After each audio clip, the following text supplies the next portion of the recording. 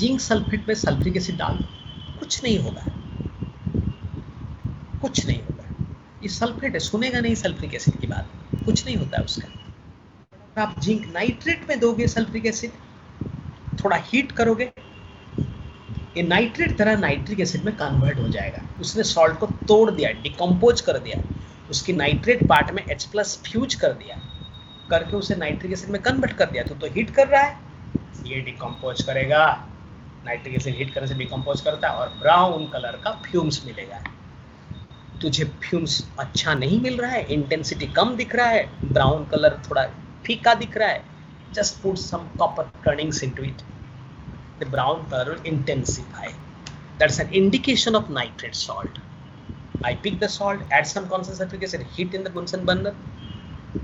मुझे थोड़ा सा ब्राउन फ्यूम्स मिला, कपर टर्निंग्स डाल लूंगा, ब्राउन फ्यूम इंटेंसिफाई किया, चलो नाइट्रेट है पक्का। अब मैं कंट्रोल टेस्ट करूंगा, ब्राउन रिंग टेस्ट, पकड़ में आ जाएगा मुझे नाइट्रेट। ये कॉन्सेंट्रेटेड सल्फ्रिक एसिड है जो नाइट्रेट को थोड़ा डाइल्यूट से छूता नहीं, बिल्कुल डाइल्यूट डालोगे कुछ नहीं होगा। I am now going to classify that reactions. लेकिन मैं कम पढ़ाऊंगा, क्यों कम पढ़ाऊंगा? क्योंकि मेरा क्वालिटेटिव में मुझे सब पढ़ाना है, मैं स्किप नहीं कर सकता। एक मुझे 2 जगह मिल रहा है कुछ कुछ चीज़ें पढ़ाने के लिए, मैं यहाँ भी थोड़ा पढ़ाता हूँ, वहाँ भी थोड़ा पढ़ाऊंगा, बट वहाँ डिटेल पढ़ाऊंगा। लिख देता हूँ। Now I am going to write down decomposition reactions. They are called as decomposition. So we are studying properties of sulfuric acid. We have already studied its oxidizing behavior, sulfonating behavior, dehydrating behavior. It becomes dilute and concentrated sulfuric acid, dilute and concentrated sulfuric acid decompose many salts which become part of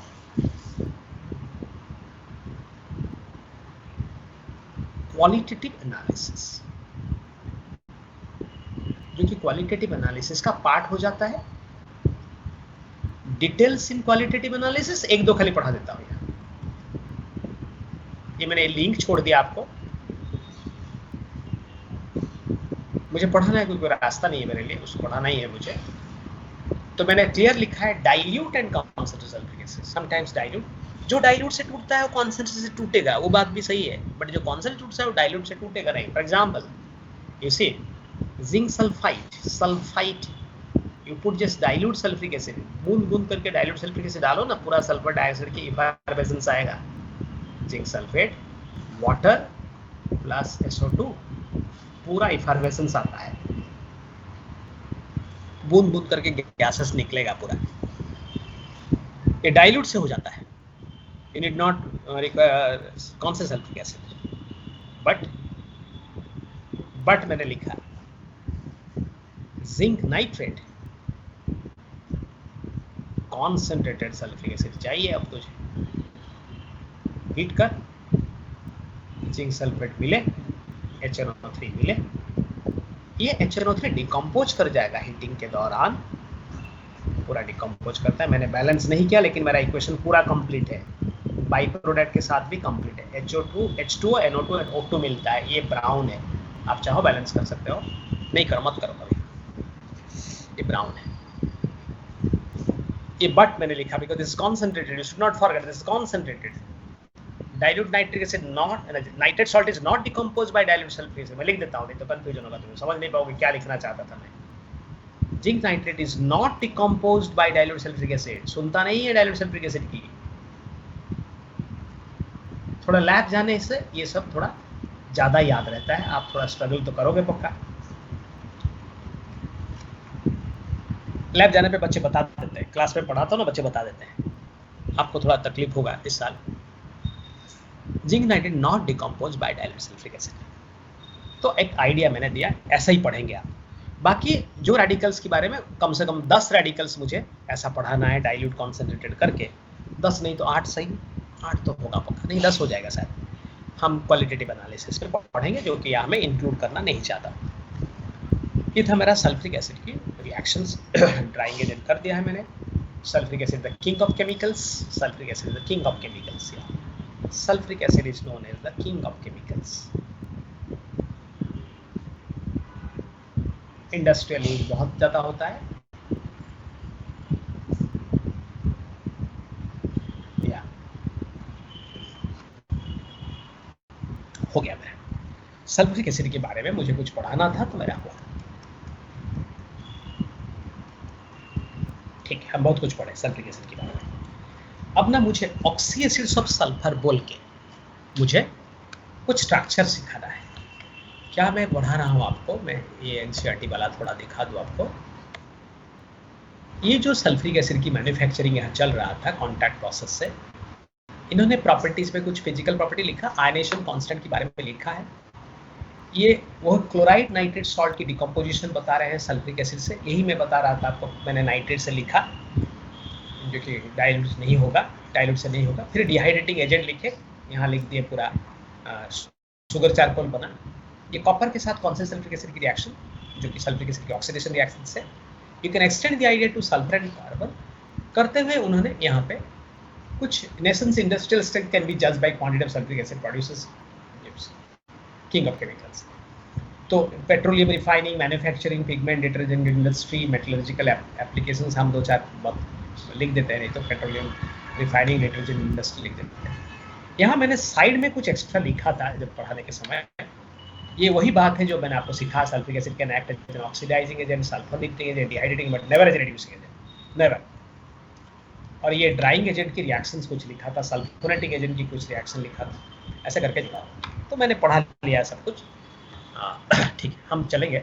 अच्छा, इसके बाद हम क्या पढ़ेंगे, हम इस part को पढ़ रहे हैं। ये जो पार्ट है तेरा, ये जो पार्ट है, इसको थोड़ा इलाबोरेट करके मुझे पढ़ाना है। इस पार्ट का इंपॉर्टेंस क्या होता है, अप्रोच क्या है। इस पार्ट पे प्रिपरेशन प्रॉपर्टीज में नहीं है रिएक्शंस, इस पार्ट में इंपॉर्टेंट होता है टाइटल के साथ स्ट्रक्चर को जानना है। तो मुझे 4-5 और एसिड भी साथ में बोलना है, तो वो पार्ट को पढ़ाऊंगा मैं। हाँ, थोड़ा सा यूजेस में लिख रहा था तो एक काम करूँ, यूजेस को जोड़ दूँ यहाँ पे। सल्फ्यूरिक एसिड की क्या क्या होता है, पेट्रोलियम रिफाइनिंग, पेट्रोलियम रिफाइनिंग में यूज होता है।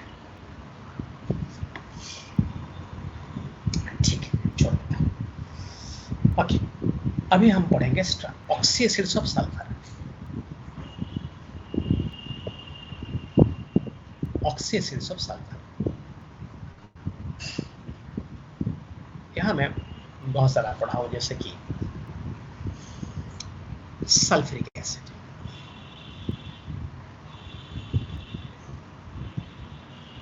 This is fairly easy, but फिर भी मैं एक बार बनाता हूँ। ये मैंने क्यों बनाया कि बाय कंपेयरिंग दिस आप समझ पाओगे थायोसल्फ्यूरिक एसिड होता क्या है। थायोसल्फ्यूरिक एसिड, थाया, थाया माने सल्फर, तो एक आपको सल्फर कर देना है, थायासल्फ्यूरिक एसिड, बस। सल्फ्यूरस एसिड,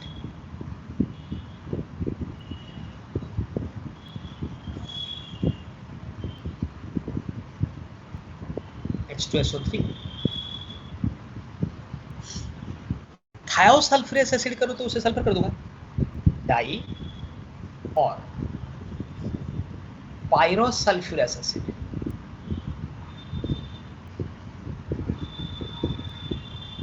HOSO,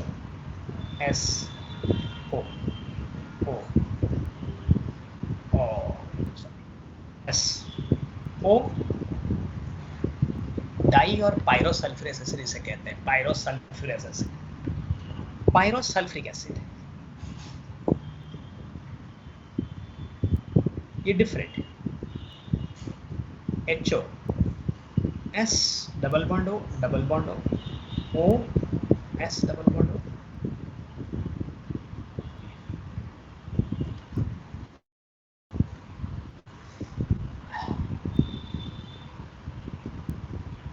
देन ठीक है, रुकिए मैं सोच रहा हूँ, peroxy monosulphuric acid,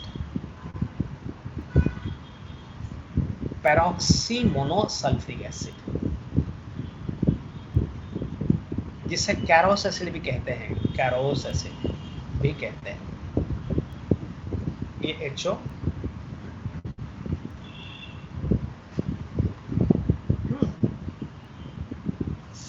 peroxy disulphuric acid,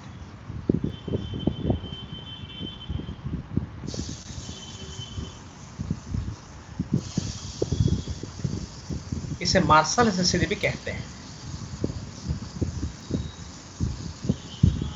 बताता हूं, क्वेश्चन के साथ है, अभी बताता हूं, खाली मैं पहले लिख लेता हूं।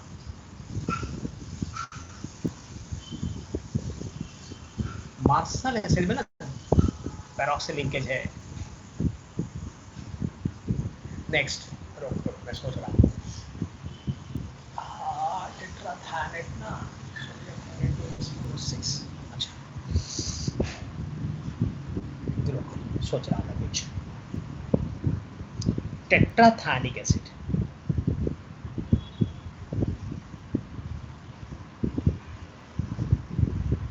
HO, SO, SSSO,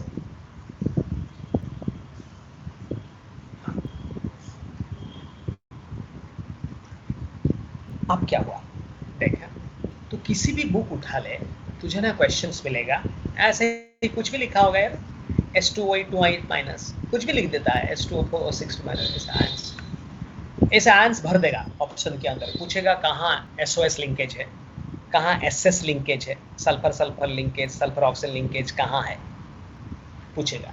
वो क्या करते हैं मैं बताऊं, क्या करते हैं, क्या करते हैं क्वेश्चन बनाने के समय, उधर से ऊपर से देख, यहाँ से देख, वो क्या करेगा, ये ना यहाँ से सल्फर H को उठा लिया, इसको H को उठा लिया, अब देख वो कैसे दिख रहा है, H2O5 2 माइनस दिख रहा है, इसको ऐसे लिखेगा, इसका यहाँ से H उठा लिया, इस यहाँ से H लिखा है, H2 1 2 3 4 5 6 7 O7 2 माइनस, इसको भी ऐसे लिखेगा, S 2 H उठा लिया, 1 2 3 4 5 O5 2 माइनस, इसको ऐसे लिखेगा, लिख के पूछेगा कहाँ पेरोक्सी लिंकेज है, कहाँ SS लिंकेज है, कहाँ SS लिंकेज नहीं है, जैसे इसमें SS लिंकेज नहीं है तो SOS लिंकेज है, इसमें SS लिंकेज है तो SS लिंकेज है, इसमें SS लिंकेज है देख, तो बिना इसमें क्वेश्चन क्या कैसे होते हैं। अब जो मैं पढ़ा रहा हूँ इसमें प्रिपरेशन प्रॉपर्टीज इंपॉर्टेंट नहीं है, इसमें स्ट्रक्चरल एस्पेक्ट इंपॉर्टेंट है। ऑक्सीजन पता होना चाहिए कैसे स्ट्रक्चर बनता है, ताकि आप समझ पाओगे कहाँ सल्फर सल्फर बॉन्ड है, कहाँ सल्फर ऑक्सीजन बॉन्ड है, ये अप्रोच आपको पता हो, नहीं तो आप उल्टा पुल्टा चीज पढ़ते रहेंगे और पूरा कुछ खत्म नहीं होगा। जैसे इसके प्रिपरेशन पढ़ने में, प्रिपरेशन नहीं है ऐसे भी आपकी बुक में, लेकिन स्ट्रक्चर तो पढ़ना पड़ेगा, स्ट्रक्चर आपको पढ़ना पड़ेगा। पेरोक्सी लिंकेज कहाँ दिख रहा है आपको, जैसे एक बार एडवांस में क्वेश्चन रहा कि सोडियम टेट्राथायोनेट में Na2S4O6 में सल्फर की हाईएस्ट और लोएस्ट ऑक्सीडेशन नंबर में डिफरेंस कितना बता दो। आई रिपीट, सोडियम टेट्राथायोनेट में सल्फर की हाईएस्ट और लोएस्ट ऑक्सीडेशन नंबर में डिफरेंस कितना बता दो। जब भी आप ये क्वेश्चन किसी क्लास 11 स्टूडेंट को पूछेंगे आफ्टर ऑक्सीडेशन नंबर चैप्टर, वो पहले पूछेगा स्ट्रक्चर क्या है सर, बट ये स्ट्रक्चर देखिए यही पढ़ाया गया आपको, ये H को यहाँ से काट दीजिए, Na लिख दीजिए, यहाँ से H काट दीजिए, Na लिख दीजिए, स्ट्रक्चर किसी के सामने बिठा दो बना लेगा वो, क्योंकि ये सल्फर दोनों सल्फर से जुड़ा है तो 0 है, अरे इस तरफ भी तो सल्फर, इस तरफ भी तो सल्फर, कैसा ऑक्सीडेशन नंबर आएगा, ये सल्फर +5 हो जाएगा, क्योंकि इस ऑक्सीजन की वजह से +2, इस ऑक्सीजन की वजह से +2, ये सिंगल ऑक्सीजन बॉन्ड की वजह से +1, मिला जुला के +5 हो गया। हाईएस्ट और लोएस्ट में डिफरेंस पूछे थे आप ना, आंसर 5 है, बट स्ट्रक्चर जानो तब ना, तो बच्चे अक्सर पूछते स्ट्रक्चर कहाँ से है, स्ट्रक्चर यहाँ पढ़ाया जाता है, वो इंटरलिंक्ड क्वेश्चन है, यहाँ की स्ट्रक्चर और ऑक्सीडेशन नंबर की कॉन्सेप्ट जोड़ के क्वेश्चन बनाया गया है। क्वेश्चन में स्ट्रक्चर ना देना वो क्वेश्चन ही है, तो स्ट्रक्चर पहले आप रिकॉल करो, बाकायदा स्ट्रक्चर आपकी बुक में पढ़ाया जाता है आपको इस लेवल पे, तो आई वुड रिकमेंड कि आपको पूरा स्ट्रक्चर पता है। कुछ नहीं कर सकता मैं, आपको डिफिकल्ट लग रहा है, याद नहीं रह रहा है, कोई सुनता नहीं है, कुछ नहीं कोई सुनता है, बस वही आते हैं, यही सिस्टम है हमारे। ये टेट्राथानिक एसिड है, तो टेट्राथानिक एसिड की सोडियम सॉल्ट की तरह सोडियम टेट्राथायोनेट है, वो मैंने लिखा नहीं, वो अंडरस्टूड है, अरे अंडरस्टूड है। अब ना रिगार्डिंग कैरोस एसिड और मार्शल एसिड मुझे एक क्वेश्चन मिलता है, जैसे मार्शल एसिड की हाइड्रोलिसिस से क्या होगा। हाइड्रोलिसिस में ये बॉन्ड यहाँ से टूटता है। हाइड्रोलिसिस के दौरान कभी भी आके बॉन्ड को क्लिप किए ना, वहाँ पे आपको वाटर इंसर्ट करना पड़ता है। ये आपकी अंडरस्टैंडिंग है कि आप वाटर को कैसे इंसर्ट करोगे। सिंस ये बॉन्ड को आप यहाँ तोड़े और ये O है, आप इस तरफ H और इस तरफ OH दोगे। जब आप बॉन्ड को यहाँ से तोड़ोगे, ये O है ना, इस तरफ H इस तरफ OH दोगे, डोंट यू सी कि यहाँ से सल्फ्रिक एसिड प्रोड्यूस हुआ, सल्फ्रिक एसिड प्रोड्यूस हुआ और बीच में से हाइड्रोजन पेरोक्साइड प्रोड्यूस हो गया।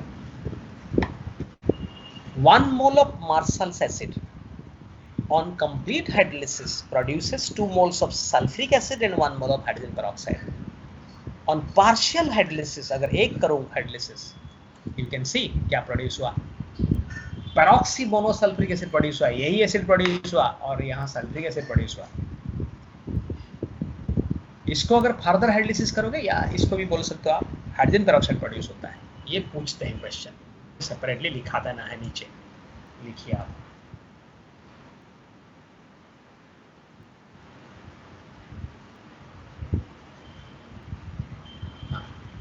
लिखिए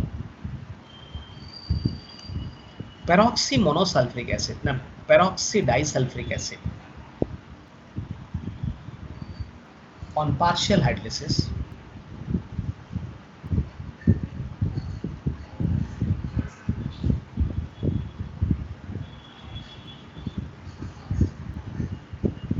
produces 1 mole of क्या है, कैरोस एसिड या Caro's acid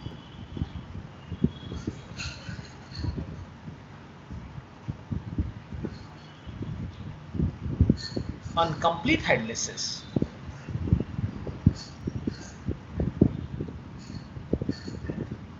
produces 1 mole H2O2 and 2 moles sulphuric acid. बस मेरा ऑक्सीजन फैमिली खत्म हुआ है। नाल pass on to halogen family, मेरा पी ब्लॉक चल रहा है।